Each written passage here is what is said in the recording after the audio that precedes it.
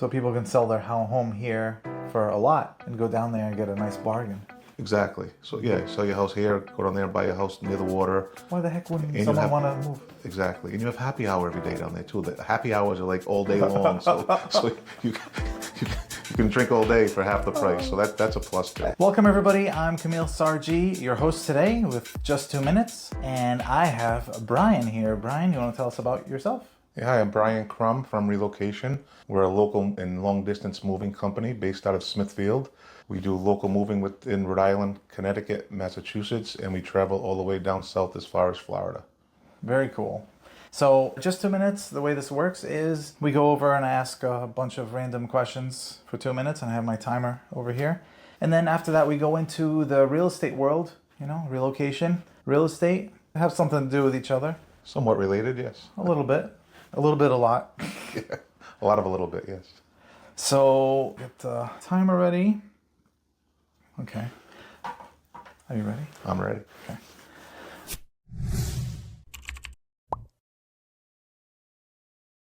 All right, and go. So, Brian, what do you think of snakes? I think snakes are, that's a great question. People that are snakes or snakes? I guess both. I don't like people that are snakes, but I do. How come? Well, because you should just be honest and upfront with people and not be a shady snake. But I like snakes? I like to look at snakes. Am I afraid of snakes? I don't know. I guess if you put me in a ring with a python, I might be afraid. But no, I like snakes. Cool. Have you ever handcuffed someone? I have. All right, we'll get into that a little later. Unless you want to say real quick. Are you looking to get handcuffed today? Would you win in a fight if you could clone yourself right now? 2 of you versus 1 20-year-old Brian. Win a fight. 2 of me. Absolutely. Yeah. Absolutely. Okay. I'm smarter.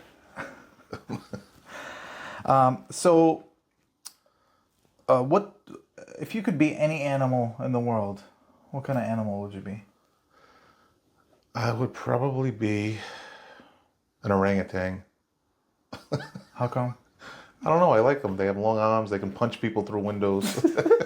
Ray Turn Clyde. I don't know. I think they're goofy.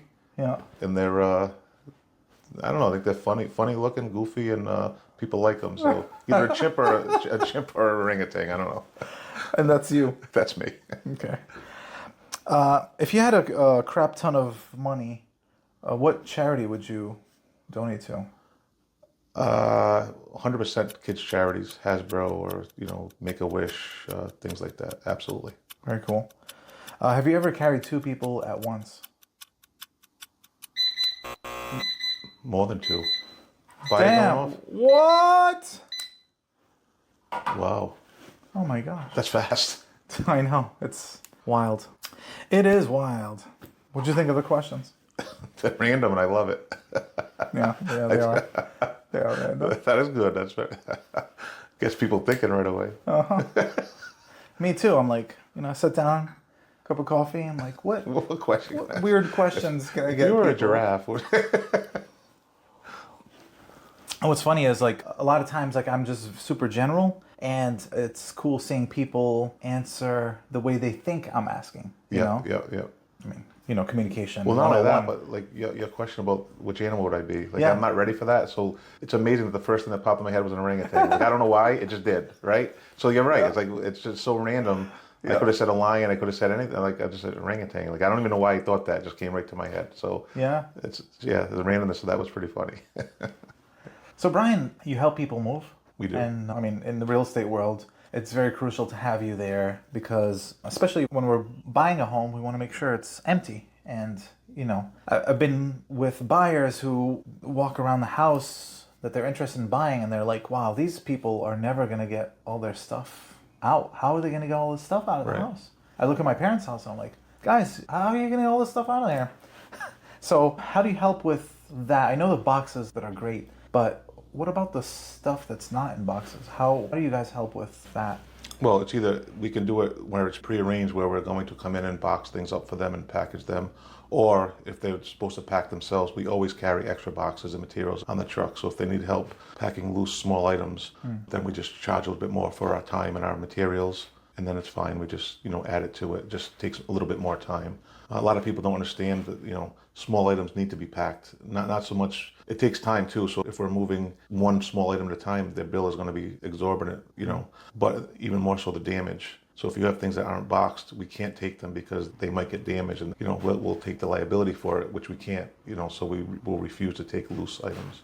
So we just either tell them to pack them or we'll help pack. But it's not a deal breaker. We can help get it done. Yeah. And I know, like, you guys are on a timeline, like, you're scheduling, moving, there's other people in the world moving, and you're helping them. But I'm sure it's tough when you get to a place and you're like, oh, this is going to be like way more time than we thought it was going to take. What do you do in those situations? Well, that happens often because people don't understand how much stuff they accumulate over the years. And then when we go to a job, even for us, you walk into a job, the first thing you look at things and your eyes, get wide open, like, oh my God, we're going to be here all day. But in reality, once you get going, once you get a system going, it's usually pretty doable and it's not too bad. But if we do come into a situation where, for example, if people are supposed to purge and get rid of a lot of things, and then we show up and they did not, we have to have that conversation. Do we have to come back another day? Do you want us to work late? We can work with the client and be flexible so everybody's on the same path, the same schedule to make it. But if we have a deadline, we have to call in reinforcement. So like I said, we can come back early the next day and clean it up for them. And there's only so much we can do, but we do the best that, to get them out of there, get the house clean, presentable for the next buyer, which we know that's important. So whatever it takes to do that. So without giving like pricing details, what's your process in going into a home and figuring out, how much is this project going to cost? And plus, like, what tips can you give this client? Well, we do two ways. We have flat rate pricing. When you move out of state from Rhode Island to any other state, you have to do a flat rate. So I have to visit the home. We have to estimate how much weight there is. It goes by weight, weight and mileage is how we price it. So I can go in there and say, to move from Rhode Island to Florida, you have X amount of 5,000 pounds. Your price is going to be $5,000. And that's pretty clear cut. As far as local stuff, we do it by the hour. Because you never know, right? There's variables of, we were going to give away our bedroom set. We were going to sell our dining room set. Then we get there the morning of and nobody came through. So they still have those things there. So everything's done by the hour. The more prepared people are, again, boxes packed tightly, boxes labeled, all loose things boxed up. Access to the house is clear and clean, whether it's snow, whether it's, or just things in the way inside the house. The more they are prepared for us, the smoother things go. And it saves them money at the end. So if they don't have or the capacity for like boxing stuff, how do you do that? So typically if we pack the boxes, we'll come the day before. Okay. So we'll come the day before, we'll pack. So if you're, most cases with homes locally, you're doing a double closing on the same day, right? So we'll come the day before, load up the seller's house. That way the next morning when they do their walkthrough, it's already clean and empty. And then at 12, 1 o'clock when the closing is done, the next day we show up at the new house with their belongings and move it right in. And it takes a lot of stress away from people as well. Instead of forcing us the day of to hurry up, get out of the house, hurry up, get done, hurry up, we have to empty the house. That's insane. And then we have to go sit around for 3 hours while they're at the closing. Now they're paying us to sit around and then hurry up, and they're stressed out. So that relieves all that. There is a small fee to hold your things overnight, but it's still a lot cheaper than worth the stress. It's very, very much worth it. Yeah. I'm always amazed with those same day turnover, or not the same day, but going in the morning of to walk through with the buyer, and everything that was there is completely gone. Right. And everything was done the night before. Yeah. That's pretty awesome. Yeah. It's good to see the results when you do that and you leave the house nice and clean and untouched and undamaged, and the new people come in and everybody's happy. Yeah. Yeah. Stay in a hotel, They can stay in a hotel. They should stay with family, stay in a hotel, but even that, it's just, I tell people go away for the hotel for the night, relax, go in the pool, exercise, and just it's very relax. I think moving is top 3 stressful points in your life. So it's we have to have empathy for that with people because it's very stressful. To us, it's easy and we do it every day, but it's very stressful. Yeah, it is for sure. I mean, I've done it 5 times in the last 10 years. Crazy, right? As a realtor, we I know we like people like you, and, but we like people like you. You're our best friends. Nice, thank you. So, are you connected to any donation companies around where you're like, oh, this couch, like, well, I don't want it. How am I going to? We're not connected per se to any one particular outfit, but I would do the due diligence, and I ask clients all the time if they're trying to get rid of something. I will say, send me a picture. I'll post it on my social media. With anybody, anybody in use of a, a free living room set or a free dining room set. Believe it or not, it's very difficult to even give furniture away nowadays. It's very difficult. And I've had people that throw away very nice, usable furniture because either nobody wants it or they do want it, but they want you to deliver it to them. They don't want to come get it. The charity places a lot of times won't come get it. You have to drop it off. And, sometimes the clients don't want to pay me an extra $500 to donate, some furniture. So they end up just throwing it away. So it is actually pretty sad. Wow. If I had a big warehouse that I could store it in and give it away, I would do something like that, but I don't have that capability yet. But it's very hard to get rid of furniture even for free, believe it or not. Yeah, you can have a warehouse with all this furniture and then be a furniture sales. It's more for charity than making money on it, but yeah. Whenever we can help people, we do. So that's great. Yeah. So in that situation, you come in to move and they're like, yeah, sorry, I wanted to get rid of this couch, but I couldn't get rid of it. What happens to that couch? Well, sometimes they'll give it to one of the men on the crew if they need a couch or they need a bed or they need a mattress. They'll ask one of the guys if they'd like it. If not, I make quick phone calls to people. Hey, we have this. Anybody who might want it. And if not, we'll tell the people that we'll take it to the landfill. We take it to a transfer station near the landfill, and we'll just charge them whatever the tipping fees or whatever it costs to dump it. We just bill them for that. So there's always a way to get rid of it. That's great. Yeah. Okay. So yeah, the whole process seems very simple and easy. It is. It's sometimes time consuming, and you have to put different parts in different places. But yeah, it's a system. It's not that difficult. Yeah. So for elderly, they can probably box a bunch of, like a little bit of things, but elderly, there's a lot of history, a lot of like sentimental, valuable things that they don't want to get rid of. And right. It's like, all right, I'll put that in the box, I'll keep that in the box and move it again, but this new place I'm moving to, there's no storage. And that's a great point. We do that a lot, especially with seniors. It's hard to get, when you're attached to things, it's hard to detach yourself. So they want to take 10 pounds of stuff and put it in a 5-pound bag. And that's time consuming, which costs money. And sometimes you run into problems with that because people say, hey, why are you charging my grandmother, X amount of dollars? And like, well, because she had us sitting there going through every box for 10 hours trying to find her little trinket, and she couldn't make up her mind. So we did what we had to do, and it's very hard to tell somebody, hey, excuse me, miss, but, time's really building up here. Your bill's going to be expensive. You really need to make a decision because then now they're overwhelmed and they get upset because they don't want to get, part with things. So it's tough. You have to handle it with care. Yeah. Jeez. Wow. Yeah, sentimental things and emotionally attached things are tough. They are. Tough. I understand it. I just don't have that attachment to things. It has to go. It has to go. Had my time. I liked it. No, it has to go. Yeah, it is what it is.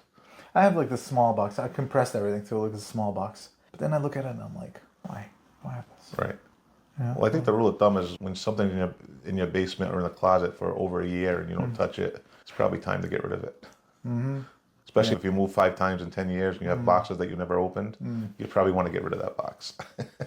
It's funny, we moved from, it was a big house to another big house, and then now we're in a smaller house. So going from the big to small, we're like, oh my God, where are we going to put this? We pretty much basically took everything that was in the basement that was not touched in boxes from one house to the other basement. Put to the other one. Right. I did the same thing. I downsized. So my current home, I have a corner of a basement that's full of things I have not touched in 3 years. Yeah. They're still there, but when I move, that stuff will be gone. Mm-hmm. Before I move again, that stuff will be gone because there's no need for it. Do you have 2 Christmas trees like I do? Well, I have a Christmas tree and a big Santa. I like my big Santa. That's awesome. Yeah. It goes outside. You put no, it's inside. There's a big, right next to my kitchen table. I talk to him at night and stuff. What? How big is Santa?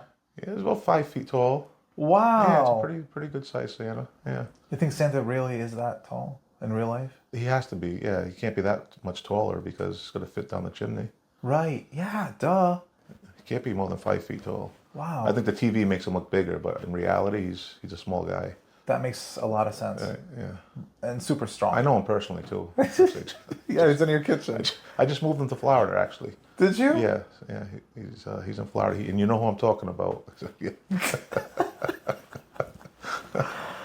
Oh man, awesome. So sometimes I don't know if you work with an organizer, a home organizer, to come in and like help guide people on what to throw out and what to, or do you guys do that? I don't have anybody exclusively that we work with, unfortunately. That's one of my goals, is to find somebody like that to work with exclusively.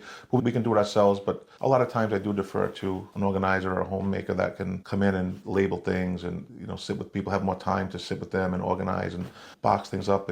We can do it and we do a great job at it, but I'm not against working with somebody else who might do that for, even though we pack every day. Yeah. If you have someone who's organizing, who's holding someone's hand and, labeling every little thing, then we have no problem working with someone like that. Yeah, they help people. Like, oh, put this in the box, put that in the trash, do that. Right. When you have a neutral third party, yeah, they'll tell you what you need and don't need. Yeah, absolutely. Yeah. You're saying you're helping people move to Florida. Yes. Who the hell's moving from Florida to Rhode Island? Nobody. Why is that? The environment. There's no good employment here. The young kids are leaving. I think people, as we age, people are now moving down there in their 50s instead of waiting to their 65. Yeah. A lot of clients are in the early to mid 50s, and they're saying, you know what, why are we here? I think the job market is a little bit better down there. It's more diverse. The weather obviously is better, more consistent. I like it down there too. I'm looking forward to moving down there in the near future, hopefully. It's just you feel better. It's sunny every day. It's quite a different place. Although we love Rhode Island too. When we get to talk about Rhode Island, we love it. Yeah. It's beautiful. It's great. But then you're like, today it's 60, tomorrow it's 90, then it's 20, and my old bones can't take it much more of it. Yeah, I know. January, February, March. Ugh, those 3 months are not fun.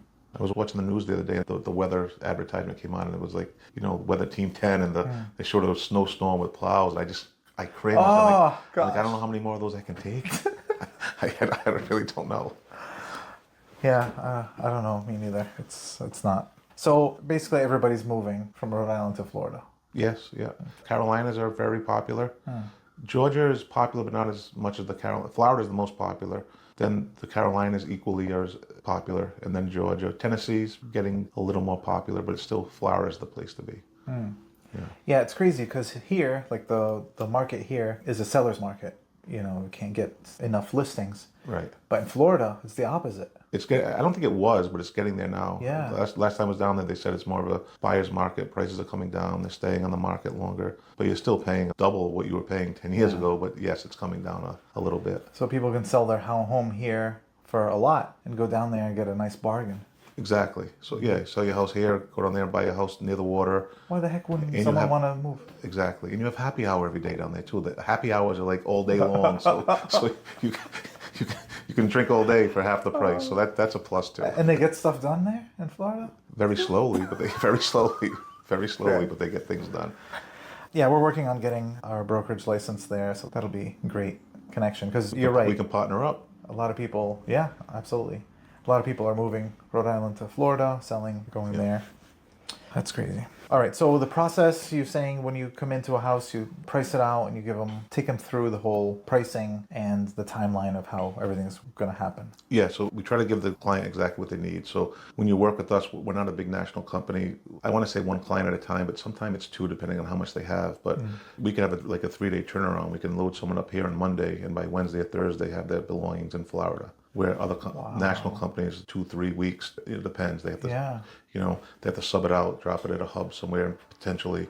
But we'll say if you need to be there by Thursday, we'll load up Monday morning, take off Monday afternoon, and Thursday morning we're knocking on your door with your things. So I think that's a plus. But some people who aren't in a rush, that doesn't affect them. But those people who want to get down there quick, do the closing, not have to rent a hotel, we can be down there in about 3 days and give them their furniture. That's amazing. Yeah, it's pretty cool, and it always boggles my mind how we pack the truck so well. I mean, the roads, right? So we drive from here to Florida, there's bumps every other mile, there's bumps and bumps and bumps, and you get there and you open it up and nothing moves, and everything's the way it should be. Like, wow, how does that happen? TVs, mirrors. Everything. I just amazes myself because I'll go over a few bumps and I'm like, oh my God, everything's probably destroyed back there, and then you get there and no, it's perfectly fine. So that's awesome. Yeah. So you rent a truck and drop it off over there, or you drive that same truck back? Yeah, we drive the same truck. Yeah. Same truck back? Yeah. The rentals, and this is what a lot of people don't understand about moving nowadays. When you give them a price over to Florida, a lot of people are shocked and they're like, oh my God, what are you, crazy? You're charging me $10,000, let's say.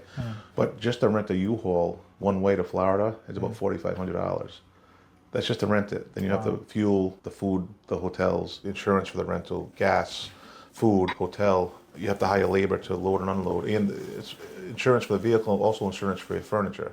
So if you do it yourself, moving insurance doesn't cover you a lot, to be honest. However, if you do it yourself, there's no coverage. So if you're carrying your TV and you trip and fall, or you break a leg on the couch or something, you own it. And more often than not, you're doing it yourself, or friends are helping you, something's going to happen, whether a chair breaks, whether a wall gets scratched, or I mean, it can happen with anybody. Yeah. But we have pads that protect things. We have wall protection that we use, floor protection that we can use, where most people don't have that. So you slide a chair across your brand new hardwood floor, and now your friends helped you, but they're not going to replace that floor for you. You know, so it's a risk that they take, and it's not really that much cheaper than hiring a mover.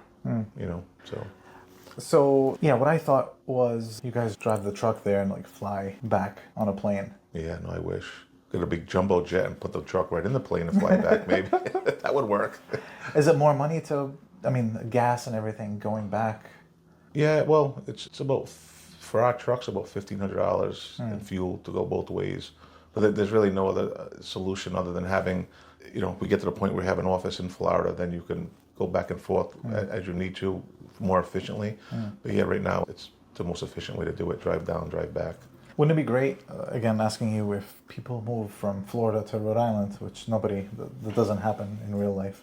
That would be cool. You're driving there, dropping off, picking up someone else, and then delivering. Yeah, that's what ideally we'd love to do that, but 99% of the time we don't. So we are getting into, because we have enclosed trailers and trucks, so we can move cars back. So several times I'll go down there with furniture, then I'll take someone's car back, and it's, you know, $1,000-ish, give or take, depending on the season. So we can make a little bit of money by doing that. Cool. Yeah, fill the truck. I was thinking about maybe investing and buying things down there that you can resell here. A friend of mine said you should buy, in the summer, buy palm trees, bring them up here and sell them for the season to restaurants. And I'm like, you know what, if we can find a way to keep them alive for 2 days in the truck, I might think about that, right? Come on, fresh palm trees for sale. They probably last a few months. Put that in the house though. Keep it warm in there with the sun. I don't know how you get sun in there, but one of those lamps. We have to figure it out. Yeah, I love palm trees. They're awesome. All right, now the next thing I want to talk about, because we're recommending, as realtors, we're recommending a moving company to move people's furniture, move them out, move them in, and that relationship has to be a lot of trust from both, because our reputation for recommending someone is important. Absolutely. So again, you reach out to real estate agents and try to get them to refer you. Right. So how do you get them to trust you and know? Well, I think it starts off with being a real person when you meet somebody and letting them know who you are and trust who you are at the get-go. Give them a good feeling about where you're coming from and how trustworthy you are. I don't BS people. I don't overpromise. Just, who we are, and I'll tell you what we can do. And I also don't know what I don't know, and I will let people know if I don't know an answer to something. I think honesty is the best policy with that. But then you have to perform. I mean, there are, like I said, if you're having a closing and the mover doesn't show up, everybody's in trouble. So nobody gets their commission, nobody gets paid. That happens in the industry? It does. It does. There are a couple companies out there that are notorious for it, and people are always calling up saying, "Oh, my mover didn't show up." I'm like, "Let me guess," and they're like, "Yeah." So, again, it comes down to anything else. You get what you pay for. A lot of people are like, "Well, you're too expensive. I'm going to go with the generic company," and you might luckily get a good experience with that company on any given day, but the chances are something's going to happen. So, we try our best to accommodate people at that point. But then, again, if you're a realtor who's calling me at the last minute, it's 8 o'clock on a Friday morning. "Hey, Brian, can you help me out?" I'm like, "Well, why didn't you refer me 2 weeks ago?" Yeah. So, and again, I know they have other things, and I don't. That nobody has an obligation to refer us. But when you come into those situations, this is why you should refer us, because we would have been there and it would have been taken care of, and your headache would have been gone. So I think it's very important to have a good relationship with people. Yeah. Yeah, that's crazy. I didn't even know that happens. They don't show up, and do they take like a deposit? A lot of people do it. It's probably the right thing to do. I don't. I haven't taken deposits. Again, I believe in trust. If you're going to trust me to come into your home and move your personal items, I'm going to trust that you're going to pay me. And if you don't, I know where you live. So eventually we'll get paid. But I don't take deposits because people get nervous. A lot of times closings change, things change. That's beyond the client's control, and they get all nervous that they're not going to get the deposit back, whatever. And we try to be very flexible, And we ask the clients to be flexible as well. Maybe someday I can't get there till 10 in the morning and not 8. Be flexible with us, and we'll be flexible with you at the same time. Yeah. So it's really tough. I mean, it's super stressful for the person moving. All their stuff getting picked up, moved, has to happen that day, And then for these moving companies to not show up, that adds so much stress. Absolutely. To already added stress to what's going on. So yeah, having a reliable company to go with and reputation. It's good. Absolutely. Yeah. Like the other moving companies, their reputation is they don't show up sometimes. That's their reputation. Yeah. It's stuck with them. Yep. Look, everybody knows that name. Right. So yeah, that's important. It's good to have a good team. Absolutely. Yeah. So any other things that I missed, or as far as the whole? I love cornhole. You didn't ask me about that. Cornhole? Yeah. Me and my crutch, I'll be. Really? Yeah, yeah. I just played over the weekend and I won 15 games in a row. Jeez. I'm very competitive. Wow. Yeah. That's a really tough game. It's fun. It reminds me of golf to a certain degree because if you have a routine of throwing, it's the same distance, same bag. Yeah. One time you throw it perfectly, the next time you can't even hit the board. And you start, why can't I do the same motion every single time? And you just can't. It's mental. Right. Same thing with golf, right? You hit a great shot, you're like, oh, I think I have this spot down pat. And the next shot, you can't even hit the ball. You're like, how can that be? And I can't play golf anymore, so cornhole is my next best thing why can't I get it in the hole every single time? If I can do it once in a while, why can't you do it every time, right? Same stroke, same position, right? Same posture, and it just goes a different way. Like what is that? So it's challenging, but it's fun in the same token. Wow. Yeah. That's my go-to is cornhole right now. That's awesome. All right. So if I see you playing cornhole, I won't play against you. Oh no. Well, I don't know if you play with me. You play with me. I don't know if you want me on your team though. Are you not good? I'd have to carry you. I mean, 2 people, remember? I have to carry 2 people. I can do that. So let's talk about the handcuff. So you handcuffed a lot of people? Yeah, my 7-year tenure, I handcuffed quite a bit of people. What was that? Let's go back to your past. What'd you do before? I'm a former police officer. Yeah, Awesome. I was a police officer from 95 to 2001-ish. Yeah, so 6.5, 7 years. Yeah. So you handcuff people? I did. It was fun. Bad, it was naughty fun. People. And I used to get a kick out of some of them that could actually get the handcuffs out from underneath them. Oh shoot! Yeah, but look, I would be amazed. I'd be mad, but then I'd laugh and be like, "How did you do that?" Yeah, a lot of people can do that, believe it or not. Wow, but not the breaking their. Oh, that thumb to get people. No, I've never seen anybody. That's get out some CIA stuff. Oh right yeah, there. yeah. That's People can do that too. The way they dislocate their fingers or something. But they have that. They hide the toothpick in their teeth and they pick nuts. Only in the movies. But yeah, people actually can slide that stuff under and either open the door and run or whatever they do. Wow. And sometimes we would watch them do it. We're like, well, I don't know what they think they're doing because we're standing right here. They can't run, and so we just sit there and watch them taking off their sliding the handcuffs. So we're like, all right, now what are you gonna do? You're still stuck in the car. Wow. Yeah, I bet so many stories. So why'd you get into moving? How'd you get into that? Oh, the moving has been in my family for generations. My grandfather, my father, cousins, have a nephew that does it now. And yeah, it's just the family tradition, doing it. I grew up doing it. And when I was a kid, it's funny the way people look at work now. When I was a young kid, 16, 17, I'm getting paid to exercise, right? So exercising all day, meeting new people. I'm not an office guy, so I was traveling the state. I learned just about everywhere in the state, how to get there. Like again, met new people and got paid to exercise. So I was like, well, what's better than this? So I really liked it. I enjoyed it. So I try to promote that to the kids that work, guys that work for us now. It's like, hey, you can be miserable going to work, or you can go to work and play a little bit of music in the truck and have fun and laugh and get some exercise, And it's different exercise than going to the gym because you're working all different muscles, and you're getting cardiovascular, you're getting a muscle workout, you're basically stretching because you're bending over and doing things, and as long as you use the right techniques, it's a great workout. That's the way I always looked at it. So I had an attorney in here. Okay. And I asked them for the 2 minutes. I said, you pick any job in the world or any business, what would you do? Moving company. Really? I'd help move. Yeah. And I'm like, you know what? That's right. I would do that too because I would be fit to be able to run around. So there you go. That's all how you look at it, right? It's all perspective. An attorney. Well, think about it. We always want what we don't have, right? So I'd like to be an attorney sometime and charge $500 an hour and sit behind a desk and not sweat. But then you want to get up and do something, right? Yeah, it's a lot of stress. Attorney. So Brian, Kamil, thank you very much You're welcome. for stopping by. How do people find you? Find me at Crum Relocation. My phone number is 401-500-2925. We're also on Facebook and Instagram with crumrelo.com is our website, and brian@crumrelo.com is my email. Yes. Awesome. Thanks very much for stopping by. Thanks for having me. I appreciate it. Yeah, so thank you.